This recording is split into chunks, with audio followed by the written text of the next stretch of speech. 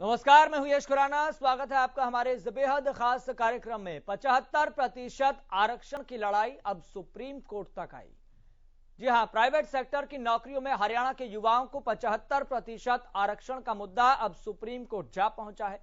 दरअसल पंजाब हरियाणा हाईकोर्ट ने सरकार के इस कानून पर रोक लगा दी है, जिसके खिलाफ हरियाणा सरकार ने सुप्रीम कोर्ट का दरवाजा खटखटाया था। पहले आप रिपोर्ट देखिए, फिर इस मुद्दे पर बातचीत करेंगे, चर्चा करेंगे कि आखिर 75% आरक्षण का अब क्या होगा।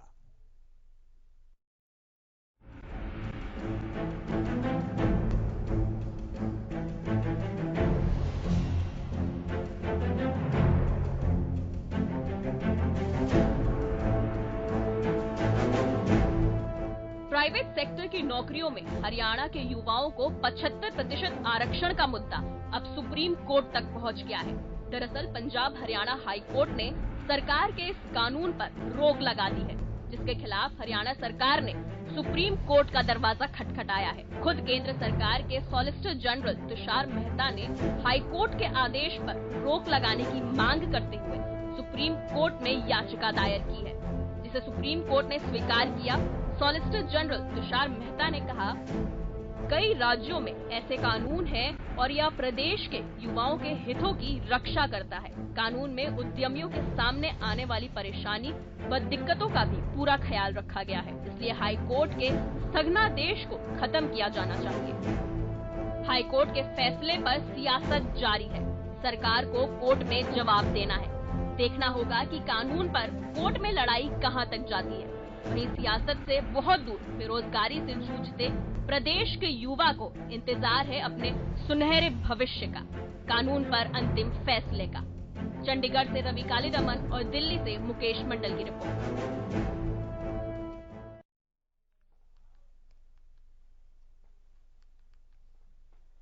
तो ये आरक्षण की लड़ाई अब सुप्रीम कोर्ट तक जा पहुंची है और इस पर आज सुनवाई भी होनी है और सुनवाई के लिए समय भी तय कर दिया गया है और इस विषय को लेकर सूचीबद्ध भी कर दिया गया है। लेकिन ये पूरा घटनाक्रम, ये पूरा प्रकरण बहुत कुछ बता रहा है।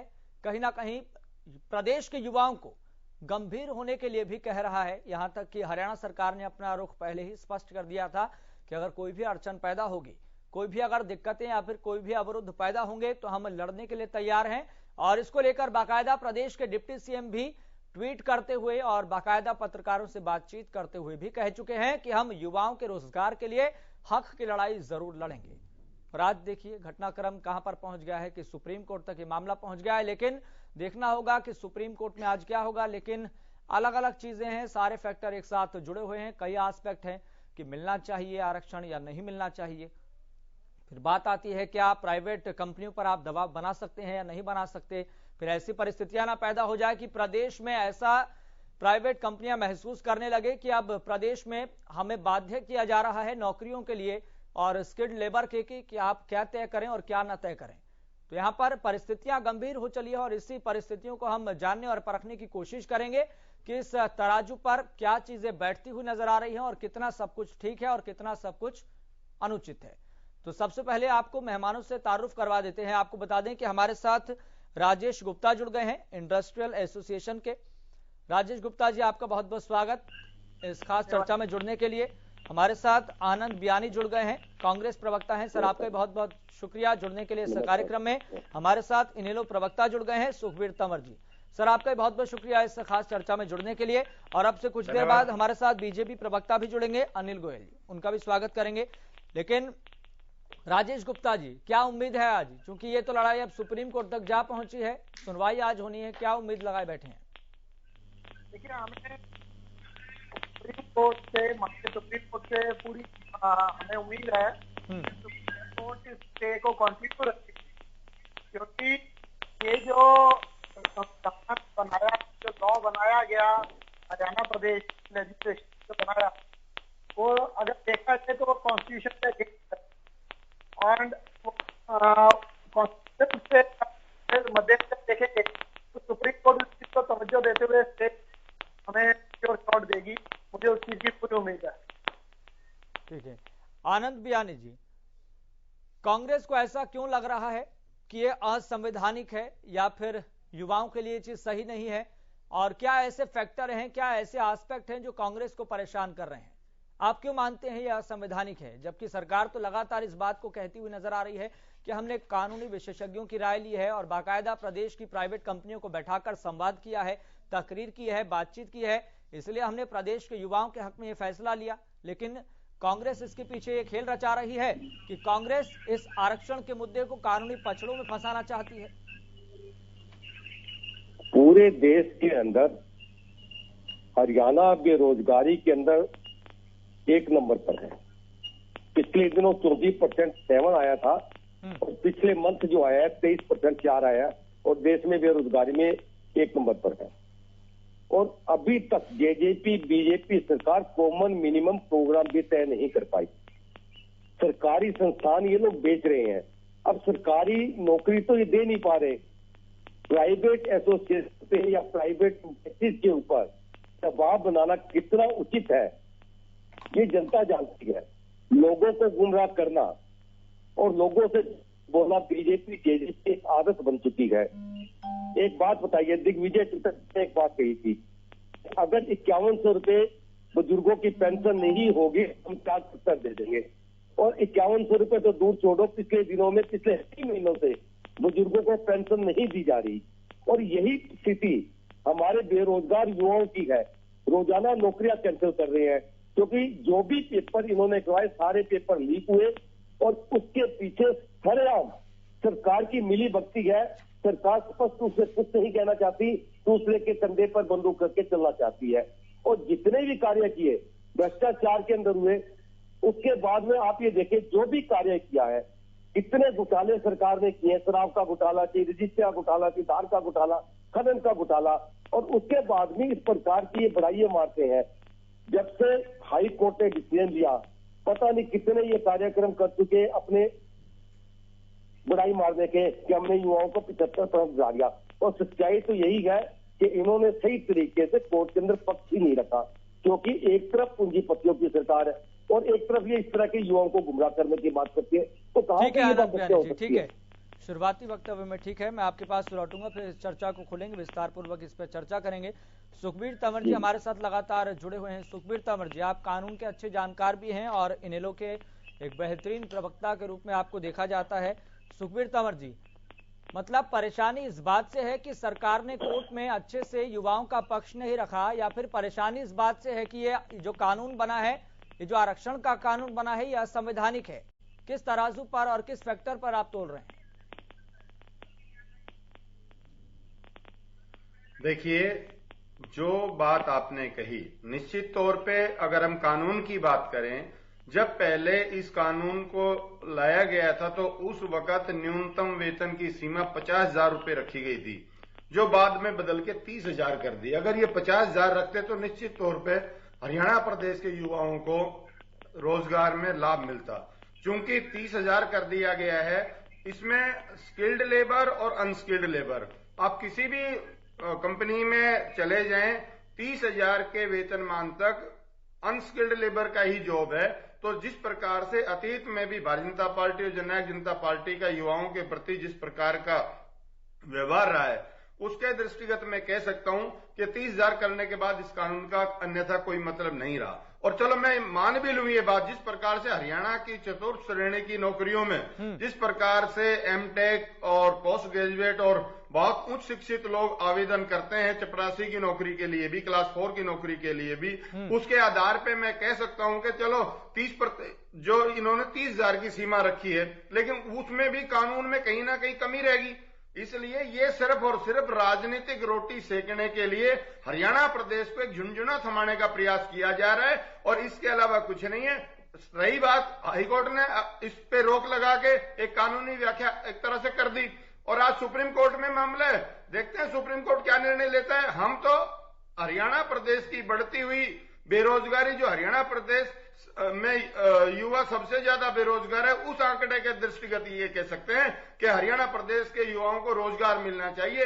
इस प्रकार की जुमलेबाजी और झूठ से बाज आना चाहिए। नहीं, सुखबीर तंवर जी, डिप्टी सीएम और प्रदेश के सीएम तो ये कहते हुए नजर आते हैं कि हमने तो प्राइवेट कंपनियों से ही बातचीत की है ना, तभी इस जो दायरे को, जो 50,000 का दायरा था उससे कम कर दिया गया, 30,000 तक कर दिया गया। अगर 50,000 तक रहता, अगर प्राइवेट कंपनियों से बातचीत ना होती, वार्ता ना होती, फिर आप उठ खड़े होते कि देखिए प्राइवेट कंपनियों की सुनी नहीं जा रही, देखिए बातचीत करे बिना ही इस कानून को ला दिया गया।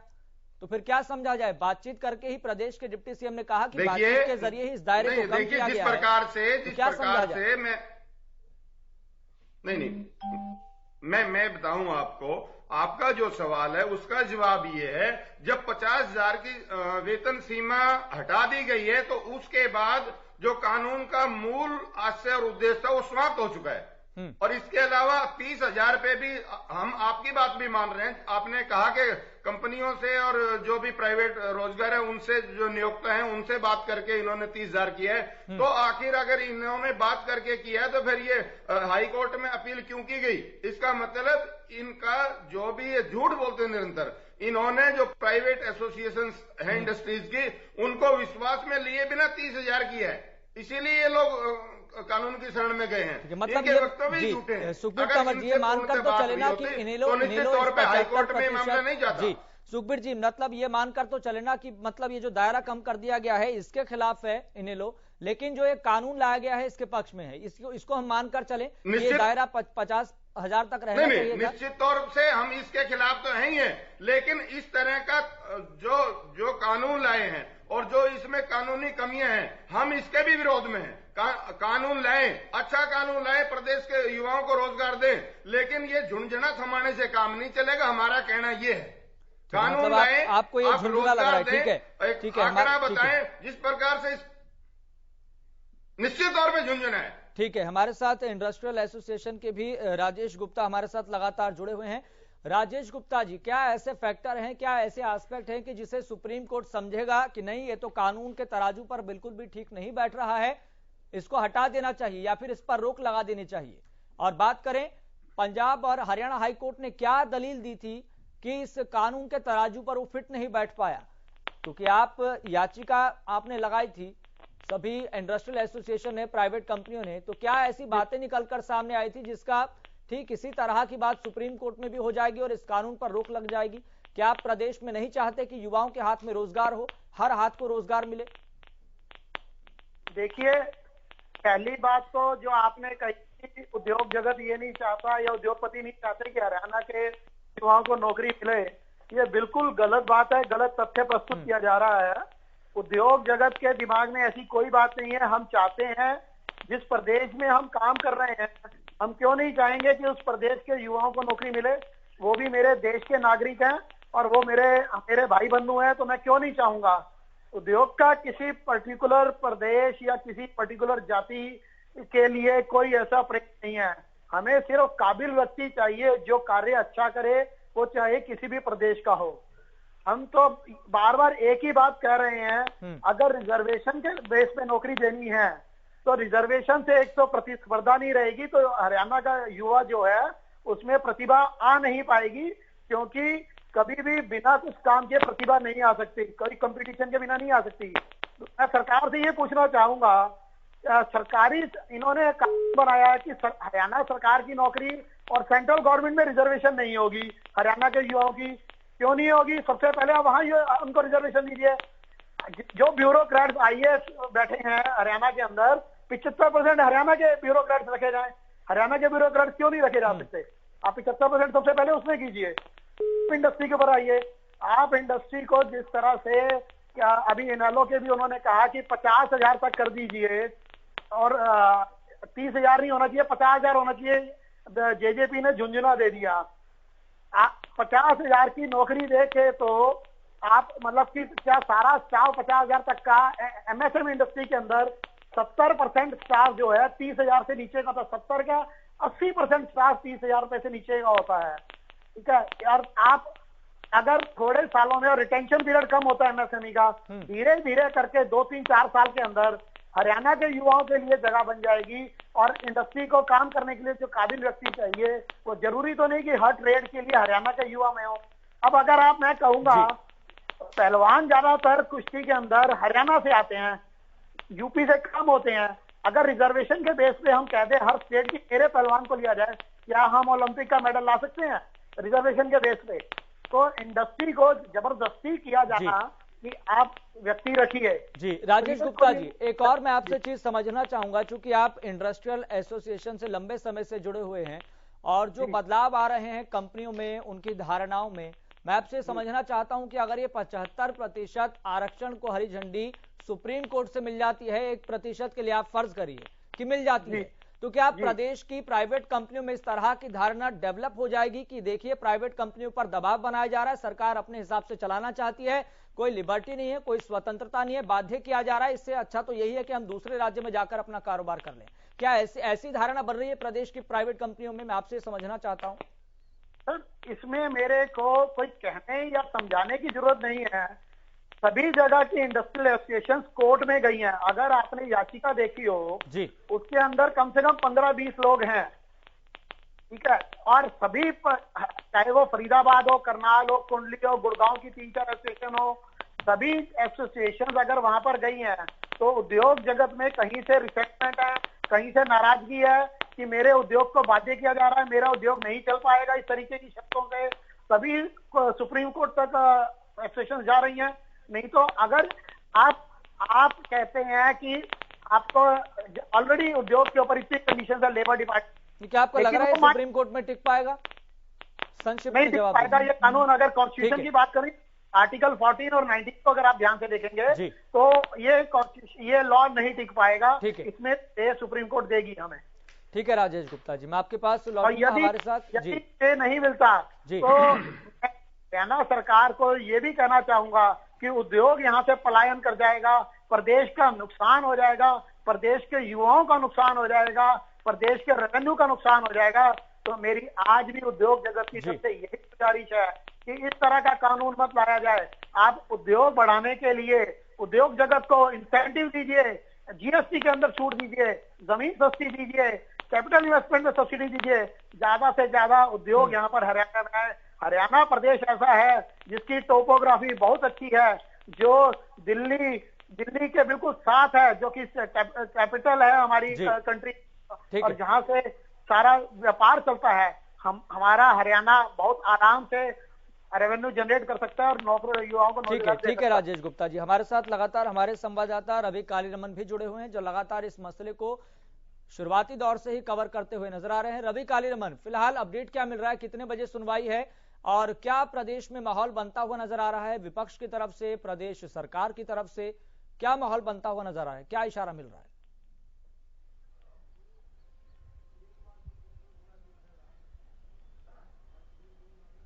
रवि, आप हमारी आवाज सुन पा रहे हैं? लगता है कि रवि तक हमारी आवाज नहीं पहुंच पा रही है। हमारे साथ लगातार आनंद बयानी भी जुड़े हुए हैं। आनंद बयानी जी, अब क्या समझा जाए कि अगर 1% के लिए मानकर चलिए कि प्रदेश में 75% आरक्षण का मसला आप सुप्रीम कोर्ट तक तो जा पहुंचा है, लेकिन 1% मानकर चलिए कि वहां से हरी झंडी मिल जाती है, तो फिर क्या होगा? क्या प्रभाव पड़ेगा प्राइवेट कंपनियों पर? क्या प्रभाव पड़ेगा? ये जो धारणा बनी हुई है कि अब प्राइवेट कंपनियां बाध्यकारी होकर तो काम नहीं कर सकती है, इससे बेहतर यही है कि अब दूसरे राज्य में जाया जाए जहां पर अच्छा एनवायरमेंट है, अच्छी छूट दे रखी है।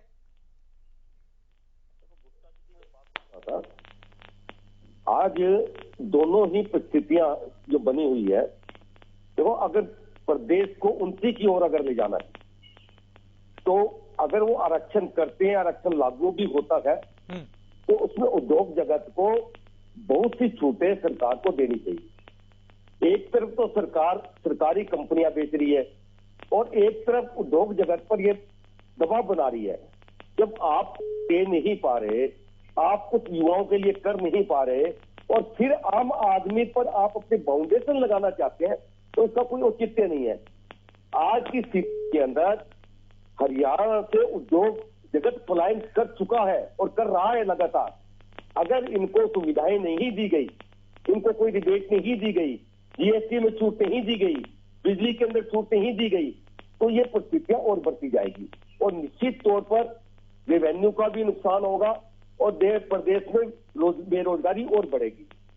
प्रदेश में युवाओं को रोजगार कैसे मिले, ये विपक्ष अपनी भूमिका इस एस्पेक्ट को लेकर भी तो निभा सकता है ना, कि प्रदेश सरकार को आप सुझाव दें कि देखिए ये सेक्टर है, आप इसमें नियुक्तियां कीजिए, देखिए ये सेक्टर है, आप परीक्षाएं करवाइए, आप नियुक्तियां कीजिए। नहीं, विपक्ष की भूमिका केवल इतनी है कि मतलब जो भी चीज प्रदेश सरकार या सत्ताधारी लेकर आए उसका विपक्ष होने के नाते विरोध करना बहुत जरूरी है, या फिर विपक्ष की ये भूमिका सकारात्मक भी हो सकती है कि हम आपको सुझाव दें और ये सुझाव प्रदेश की उन्नति के लिए, उद्धार के लिए बहुत बेहतर हो। क्योंकि सभी राजनीतिक दलों का मकसद क्या रहता है कि राज्यों को अच्छी स्थिति में लाया जा सके। सभी राजनीतिक दलों का मकसद क्या रहता है कि युवाओं के हाथ में रोजगार हो। जब प्रदेश सरकार इस एस्पेक्ट पर काम कर रही है तो आप सुझाव दे सकते हैं। आपने विपक्ष की भूमिका केवल इसलिए निभाई है कि विरोध करें। मिश्रा जी, 7.5 साल के करीब हो गए सरकार बने को। कोविड का पिछले दिनों बड़ा माहौल रहा। हमने भी, आईएनएलडी ने भी और भी अन्य पार्टियों ने सरकार से रिक्वेस्ट की थी कि एक आप सर्वदलीय मीटिंग बुलाएं। क्या सरकार का फर्ज नहीं बनता कि वो सर्वदलीय मीटिंग बुलाकर प्रदेश में बेरोजगारी कैसे दूर की जाए इस पर वो राय मांगे। अगर हम केवल बोलते हैं तो वो उसको अन्यथा में लेते हैं। अगर सरकार चाहे कि हम लोग उनको राय दे तो वो सर्वदलीय मीटिंग बुलाए और अच्छे सुझाव हमारे नेतागण उसमें देंगे जिसमें देश के बेरोजगारों को जो है रोजगार मिलेगा। परंतु सरकार तो चाहती नहीं है। सरकार घमंड के अंदर पागल है। अब पिछले दिनों आंगनबाड़ी वर्कर जो है दिग्विजय चौटाला, दुष्यंत चौटाला जी से मिलने गए। दुष्यंत चौटाला जी ने क्या जवाब दिया? क्योंकि पीएम मोदी जी ने मन की बात के अंदर आंगनबाड़ी वर्करों 4 साल पहले ये कहा था कि आपकी तनख्वाह बढ़ाएंगे। जब उन्होंने ये बात कही तो दुष्यंत चौटाला जी ने क्या जवाब था कि पीएम मोदी जी ने 15 लाख रुपए देने की बात कही थी। तो इसका मतलब वो भी प्रधानमंत्री को झूठा मानते हैं। ठीक है, मतलब आप ये कह रहे हैं कि सरकार रोजगार के मसले पर, दूसरे मसलों पर बिल्कुल भी गंभीर नहीं है। ठीक है सुखबीर साहब, सारी परिस्थितियों का आकलन, मूल्यांकन आप बारीकी से करते हैं, समझते हैं बहुत बेहतर तरीके से, लेकिन परिस्थितियां जिस तरह की डेवलप हो चुकी है कि हर चीज को आसान बनाने के लिए राज्य सरकारें, केंद्र सरकार आरक्षण का मुद्दा बीच में ले आती है, सोचती है कि चीजें आसान हो जाएगी। लेकिन क्या आपको लगता है कि आरक्षण चीजों को आसान करता है या मुश्किल करता है? खासतौर पर इस मामले के बारे में समझे तो।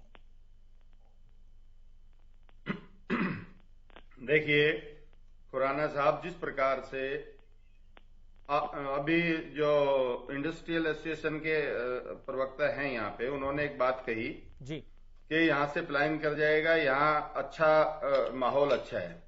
मैं उन्हीं की बात को आगे बढ़ाते हुए कहना ये चाहता हूँ हरियाणा प्रदेश के लोगों की तरफ से कि औद्योगिक प्रदूषण तो हरियाणा झेले, संसाधन हरियाणा से लिए जाएं, जमीन हरियाणा की हो, फिर हरियाणा में रोजगार क्यों नहीं हो, इसमें कहां गलत है? दूसरी बात, हाँ, जब इन्होंने एक तर्कसंगत कानून बनाना चाहिए ताकि उद्योगों का पलायन भी ना हो और निश्चित तौर पे आरक्षण की भी, हरियाणा प्रदेश की जो बढ़ती हुई महंगाई है, जिस प्रकार से आज हरियाणा प्रदेश नंबर 1 है उस महंगाई बेरोजगारी में, उस लिहाज से कोई ना कोई रास्ता तो हरियाणा प्रदेश के युवाओं को सभी दलों को मिल बैठ के निकालना चाहिए। ये ऐसे, और इस मामले में चलो हम विपक्ष के लोग हैं, हमने जो बात हरियाणा प्रदेश के लोगों के हित में थी और है वो हम हमेशा आगे रखेंगे। लेकिन चूंकि अब मामला उच्च न्यायालय के बाद सुप्रीम कोर्ट में चला गया है, अब सुप्रीम कोर्ट इसके सारे के सारे संवैधानिक प्रावधान देख के और जो हमारा फेडरल सिस्टम है उसके अनुसार जो वो निर्णय करेगा वो सबको मान्य है। इसके अलावा मैं आपके चैनल के माध्यम से कहना ये भी चाहता हूं, 18 साल 17.5 साल के करीब हो गया, जिसमें 10 साल कांग्रेस के, फिर 5 साल भारतीय जनता पार्टी के और अब 2.5 साल के करीब भारतीय जनता पार्टी और जननायक जनता पार्टी गठबंधन। आखिर ये बताएं कि इन्होंने तकनीकी तौर पे सुदृढ़ करने के लिए हमारे यहाँ का युवा तकनीकी शिक्षा हासिल करे। चलो अगर हम हरियाणा के दूसरे अन्य स्थानों, जिलों की बात छोड़ भी दें, ये बता दें मुझे कि हरियाणा के गुड़गांव में जहां सबसे ज्यादा आज रोजगार है, वहां तकनीकी शिक्षा के लिए एक भी सरकारी संस्थान हो। तो ये हालात हैं, जब हम अपने बच्चों को तकनीकी तौर पे सुदृढ़ नहीं करेंगे तो उनको उस लिहाज का रोजगार कहां से मिलेगा? ये बहुत ज्वलंत सवाल है। जब गुड़गांव में ही तकनीकी शिक्षा के ये हाल है तो फिर आप समूचे हरियाणा का आकलन स्वयं कर सकते हैं। इसके अलावा आज जिस प्रकार से उद्योगों में तकनीकी शिक्षा का अभाव है। इसी प्रकार से अगर हम कृषि की बात करें, जिस प्रकार से कृषि को अतीत में अनदेखा किया गया है, विगत से जब से भारतीय जनता पार्टी और भारतीय जनता पार्टी जननायक जनता पार्टी की सरकार बनी है, हरियाणा प्रदेश में हर वर्ष खाद की कमी रही है। इस बार तो सारे रिकॉर्ड टूट गए हैं। जिस प्रकार से रबी की बिजाई के दौरान डीएपी खाद नहीं मिला और जिस प्रकार से काला बाजारी हुई, और आज भी अगर हम बात करें यूरिया की, अब ये लास्ट सीजन चल रहा है, इसमें भी यूरिया उपलब्ध नहीं है। अब कहां गया, किसके मार्फत कहां बेचा जा रहा है, ये सरकार के प्रतिनिधि जवाब दें। निश्चित तौर पे हरियाणा प्रदेश का जो औद्योगिक ढांचा है और जो कृषि का ढांचा है, उसको आज की गठबंधन सरकार बर्बाद करने में तुली हुई है। लेकिन एस्पेक्ट यहां पर यह था कि आरक्षण चीजों को आसान बनाता है या फिर और ज्यादा पेचीदा कर देता है। किन मसलों पर यह आरक्षण इस खांचे पर फिट बैठे, ये क्या सरकारें समझ नहीं पाती हैं क्या? सुखबीर, आरक्षण को सही तर्कसंगत तौर पे बनाना, उसमें इंडस्ट्री का भी ख्याल रखना और उसमें हरियाणा के युवाओं का भी ख्याल रखना और इस राज्य के औद्योगिक विकास का भी ख्याल रखना, ये सरकार की जिम्मेदारी है। और इसमें अगर विपक्ष से राय लेंगे तो निश्चित तौर पे विपक्ष भी अपनी महत्वपूर्ण भूमिका हरियाणा प्रदेश के बेरोजगारों के संदर्भ में अच्छी तरह से क्या मानती है कि इस कानून में क्या संशोधन होना चाहिए, क्या तरमीम होनी चाहिए? क्या आप सुझाव देना चाहेंगे कि अगर इस तरीके से कानून लाया जाए तो ठीक है? क्योंकि सभी राजनीतिक दलों का मकसद तो एक ही रहता है, भले ही सोच अलग हो, विचारधारा अलग हो, मकसद तो एक ही है ना कि युवाओं के हाथ में रोजगार हो। सारे राजनीतिक दल ये बात करते हैं, जोरों शोरों से इस बात को उठाते हैं। लेकिन ऐसा क्या हो जो इस कानून में संशोधन किया जाए जो उद्योग जगत के लिए भी बेहतर हो, प्रदेश की उन्नति के लिए बेहतर हो, युवाओं के लिए बेहतर तो हो ही। खुराना जी, इसमें किसी एक व्यक्ति विशेष के विचार का मूल्य नहीं है। इसमें सभी जो दल हैं वो बैठे, इंडस्ट्री के लोग बैठे और आपस में समन्वय करके हरियाणा प्रदेश के जो बेरोजगार है उनका भला कैसे होगा और इंडस्ट्री का पलायन कैसे रुकेगा और औद्योगिक विकास हरियाणा का कैसे बढ़ेगा, उसके लिहाज से एक टेबल पे बैठ के फैसला होना चाहिए। हमारा इसमें कुछ नहीं, हमारा तो सिर्फ इतना है कि आरक्षण भी तर्कसंगत होना चाहिए, जिसमें कोई कानूनी अड़चन ना आए, जैसे इस मामले में आई है। ये सिर्फ और सिर्फ युवाओं को बरगलाने का प्रयास था, इसीलिए इसमें कानूनी अड़चन आई है। इसको तर्कसंगत बनाया जाना चाहिए। इस बिंदु पे बहुत सी ऐसी बातें हैं जो कि ऑल पार्टी मीटिंग में ही तय हो सकती हैं। ठीक है, मतलब आप चाहते हैं कि सर्वदलीय बैठक होनी चाहिए और इस बैठक के जरिए जो तर्क आते हैं उसको शामिल किया जाए। निश्चित तौर पर सर्वदलीय बैठक और सर्वदलीय ही नहीं। जी ठीक है सुखबीर जी, आपके पास मैं लौटूंगा। हमारे साथ लगातार आनंद बयानी भी जुड़े हुए हैं। आनंद बयानी जी, ऐसे क्या सुझाव हो जो इस कानून को तर्कसंगत बनाए, बेहतर बनाए, जो प्रदेश की उन्नति के लिए हो और जो युवाओं के लिए बेहतर तो हो ही, लेकिन कांग्रेस का यह मानना क्यों है कि आखिर ये युवाओं के साथ ढकोसलेबाजी की जा रही है, जुमलेबाजी की जा रही है? क्या कांग्रेस नहीं चाहती कि प्रदेश के युवाओं के हाथ में रोजगार हो? ऐसा तो डिप्टी सीएम कह रहे हैं। कांग्रेस जब राज था, पिछले 10 साल कांग्रेस का राज रहा और आप देखें कि बेरोजगारी कितनी कम हो गई थी। किसी भी कानून को लागू करने के लिए जी आपस में समन्वय होना जरूरी है। इंडस्ट्रीज भी उसके अंदर बैठे, विपक्ष को भी बिठाए, अन्य संस्थान को भी बिठाए और एक्सपर्टों को भी बिठाए। इन सब को बिठाकर एक कॉमन राय बने और कॉमन राय के तहत आरक्षण लागू करना, नहीं करना, कितने % करना, ये सब चीजें निर्णय अगर एक साथ बैठकर लिए जाए तो मेरे ख्याल में आज युवाओं की इतनी बेकदरी नहीं होती और इंडस्ट्रीज वालों को भी कोर्ट में नहीं जाना पड़ता, क्योंकि सभी वर्गों का अगर आप ध्यान रख के चलेंगे तभी किसी समस्या का समाधान हो सकता है। आज प्रदेश के अंदर जो बेरोजगारी दर जिस प्रकार से दिन प्रतिदिन बढ़ रही है, उसके पीछे सबसे बड़ा जो कारण है, प्रदेश के अंदर इतनी नौकरियां खाली पड़ी है, सरकारी संस्थानों में नौकरियां खाली पड़ी है और प्रदेश सरकार उन नौकरियां देने में असमर्थ है। कभी उनके पेपर लीक हो जाते हैं, कभी वो नौकरियां कैंसिल कर देते हैं और यहां तक पता नहीं कितने स्कूल, कितने अन्य संस्थान सरकार ने बंद किए, चालू करने की बजाय बंद किए हैं। जब सरकार खुद जो है अपने संस्थानों को बंद कर रही है, बेच रही है, नौकरियां छीन रही है और दूसरी तरफ ये केवल दिखावे के लिए आरक्षण की बात करके युवाओं को बरगलाना चाहती है, जबकि आज हमारा प्रदेश का युवा बेरोजगारी की वजह से अपना स्तर खो रहा है, नशे की ओर जा रहा है और बहुत से युवाओं ने तो नौकरी की आस भी छोड़ दी है।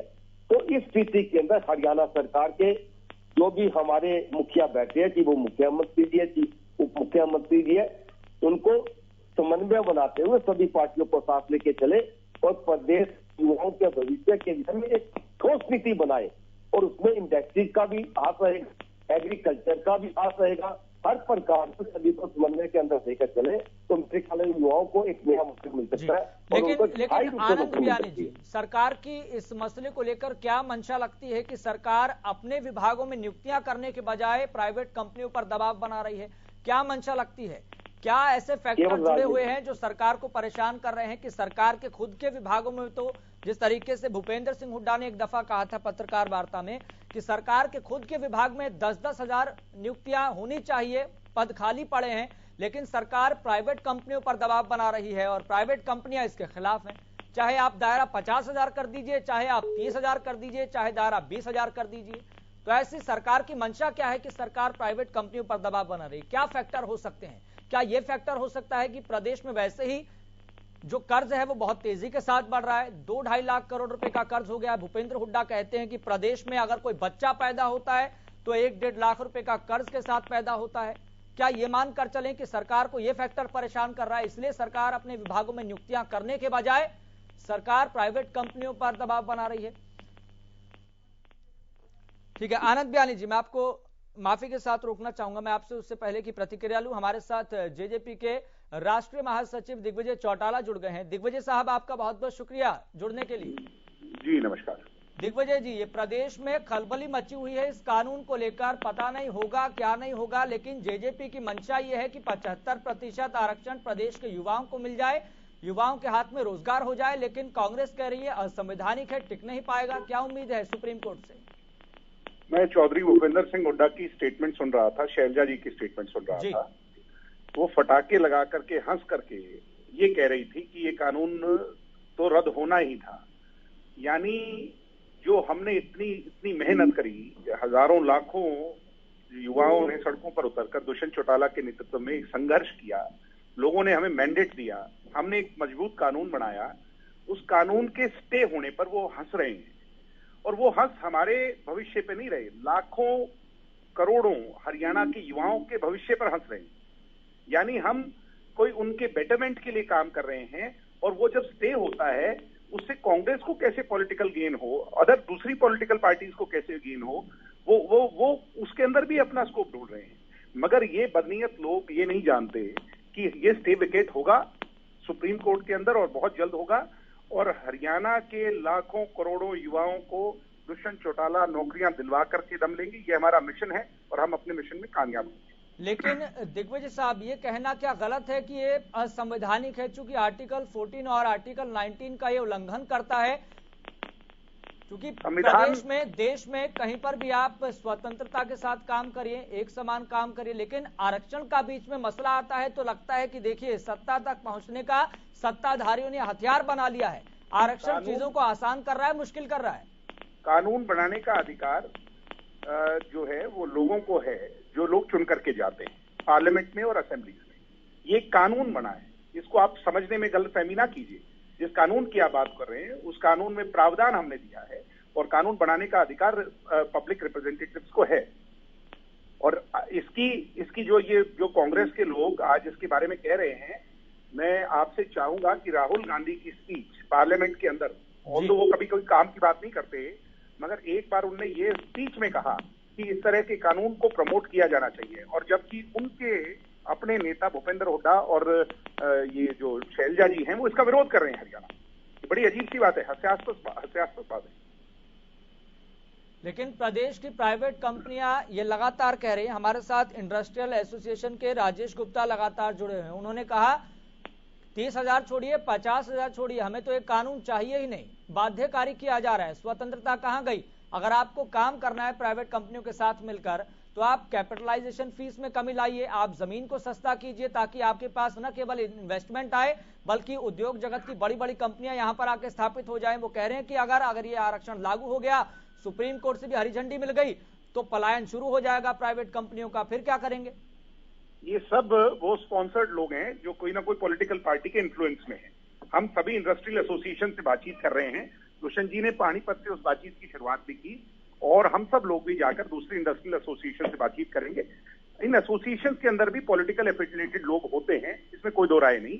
अब उनकी बात को कितनी तवज्जो दी जाए वो तो सोचने की बात है। हमारी चिंता इन एसोसिएशन से ज्यादा हरियाणा के युवाओं को लेकर के है और वो लड़ाई हम लड़ेंगे। एक और पहलू को लेकर मैं आपसे सवाल करना चाहूंगा दिग्विजय साहब, चूंकि भूपेंद्र हुड्डा लगातार प्रेस वार्ता करते हैं, पत्रकारों के सवालों के जवाब देते हैं, उनका इस मसले को लेकर यह भी कहना है कि देखिए प्रदेश सरकार में अगर आप छानबीन करेंगे तो विभागों में ही प्रत्येक विभाग में 10-10 हजार नियुक्तियां होनी चाहिए, पद खाली है। लेकिन प्रदेश सरकार कर क्या रही है कि प्रदेश सरकार को अपने विभागों में नियुक्तियां करनी चाहिए, फिर इसके बजाय हो क्या रहा है, प्रदेश में प्राइवेट कंपनियों पर दबाव बनाया जा रहा है कि 75% आरक्षण लागू कीजिए, प्रदेश के युवाओं को नौकरी दीजिए, बाध्यकारी किया जा रहा है। भूपेंद्र हुड्डा एक बात का जवाब दें, सिर्फ और सिर्फ एक बात का जवाब दें कि 75% आरक्षण का लाभ हरियाणा के युवाओं को मिलना चाहिए या नहीं।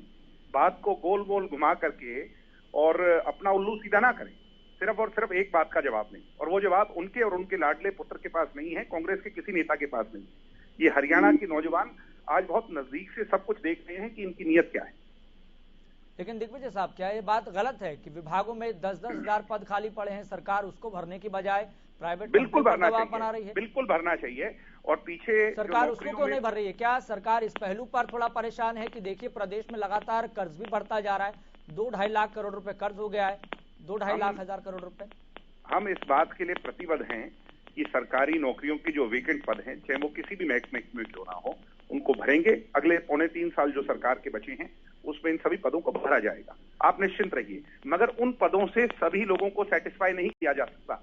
हरियाणा में बेरोजगारी की दर उससे कहीं गुना ज्यादा है।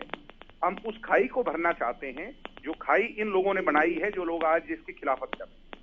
तो उनकी मुखालफत की चिंता मत कीजिए, आप सिर्फ इस बात की चिंता कीजिए कि जल्द से जल्द ये विकेट हो और विकेट होने के बाद ये लागू हो और लागू होने के बाद सभी एसोसिएशन से बात करके आज की सुप्रीम कोर्ट की सुनवाई से क्या उम्मीद है? मुझे पूरी उम्मीद है और उम्मीद के सहारे ही जो है जो ये अदालतें बनी हैं, निश्चित तौर पर हमें इसमें जो है हरियाणा के युवाओं के हक में ये फैसला। ठीक है दिग्विजय साहब, बहुत बहुत शुक्रिया कीमती समय देने के लिए, बातचीत करने के लिए और अपना पक्ष रखने के लिए। तो यहां पर मुद्दा कहीं ना कहीं पेचीदा होता जा रहा है, घटनाक्रम बहुत तेजी के साथ बदल रहा है और प्रदेश में युवाओं में एक बार फिर से मायूसी देखने को इसलिए मिल रही है कि देखिए 75% आरक्षण का मसला जोरों शोरों से उठाया जा रहा था सत्ताधारियों की तरफ से, लेकिन अब जाकर ये मामला पहुंच गया है सुप्रीम कोर्ट में। तो युवाओं के भीतर एक बार फिर से जहन में ये सवाल उठने लगे हैं कि लगता है कि एक बार फिर से युवाओं के हाथ में जो रोजगार मिलना चाहिए था, ये तो अब दूर की गोटी लगने लगी है। हमारे साथ लगातार मेहमान जुड़े हुए हैं, उनका एक बार फिर से आपसे तारुफ करवा देते हैं। हमारे साथ लगातार राजेश गुप्ता जुड़े हुए हैं, इंडस्ट्रियल एसोसिएशन की तरफ से पक्ष रख रहे हैं। हमारे साथ कांग्रेस प्रवक्ता आनंद बयानी भी जुड़े हुए हैं, हमारे साथ इनेलो प्रवक्ता सुखबीर तंवर भी जुड़े हुए हैं और हमारे साथ बीजेपी प्रवक्ता विधु रावल भी जुड़ गए हैं। सर आपका भी बहुत बहुत शुक्रिया जुड़ने के लिए। सुखबीर जी मैं आपके पास लौटूंगा चूंकि प्रोफेसर विधु रावल हमारे साथ जुड़ गए हैं। प्रोफेसर विधु रावल जी, क्या उम्मीद है सुप्रीम कोर्ट से आज? देखिए, कोर्ट इसका संज्ञान लेगा कि किस प्रकार हरियाणा ने एक बहुत वेल थॉट ऑफ कॉन्स्टिट्यूशन की भावना के अनुरूप हमने जो कानून बनाया है लीगल एक्सपर्ट्स के साथ मिलकर और इंडस्ट्री के भी बहुत सारे घटकों को साथ मिलकर हमने ये बहुत अच्छा सुंदर कानून ड्राफ्ट किया है जो कि पूरे देश के लिए मॉडल बनने वाला है। तो इसमें सुप्रीम कोर्ट इसका संज्ञान लेगा,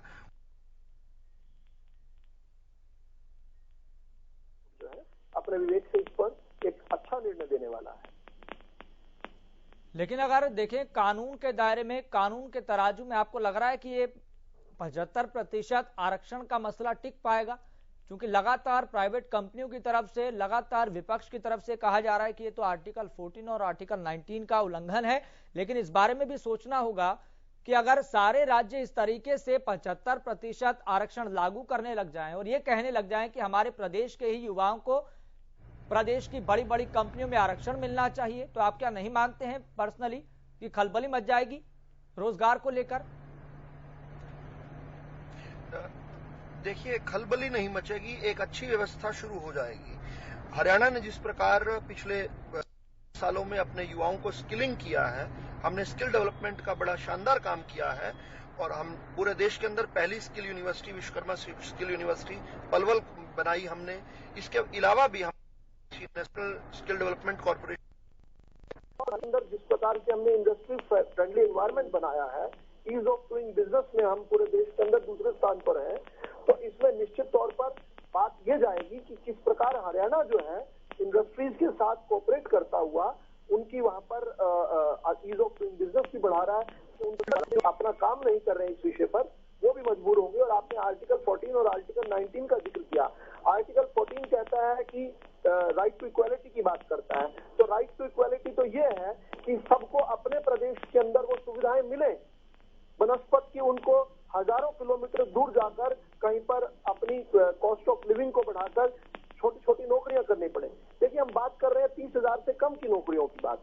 तो 30,000 से कम अगर कोई व्यक्ति 2-2 हजार किलोमीटर दूर आकर, 1,500 हजार किलोमीटर दूर आकर अगर कमाता है तो उसकी कॉस्ट ऑफ लिविंग कितनी बढ़ जाती है, परिवार से अलग रहना पड़ता है। और फिर एनसीआर के अंदर किस प्रकार की कॉस्ट ऑफ लिविंग बढ़ती है हम सब जानते हैं।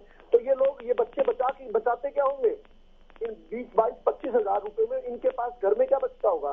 सरकारें मजबूर होंगी अपने अंदर ठीक व्यवस्था करने को, और हरियाणा जो है एक मॉडल प्रस्तुत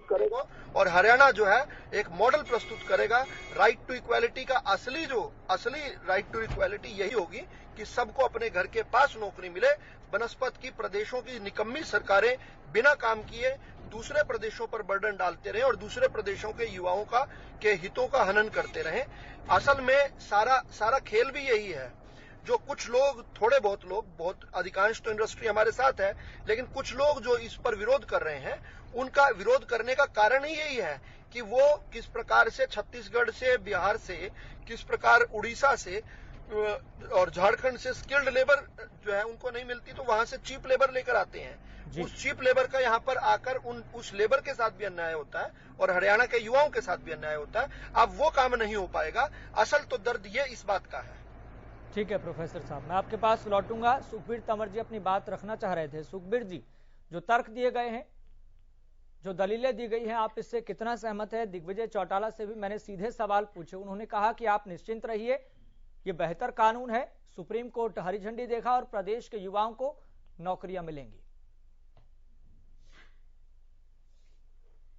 खुराना साहब, इस पे तो मैं कोई टिप्पणी नहीं करूंगा कि सुप्रीम कोर्ट क्या निर्णय करेगा, लेकिन जो मजबूत कानून की बात दिग्विजय चौटाला जी ने कही, इस मजबूत कानून की कलई उस वक्त खुल गई जब 50,000 से इन्होंने वेतन की सीमा 30,000 कर दी और इसके बाद इन्होंने कहा कि हमने औद्योगिक जो संगठन है उनसे बात करके ये कानून बनाया।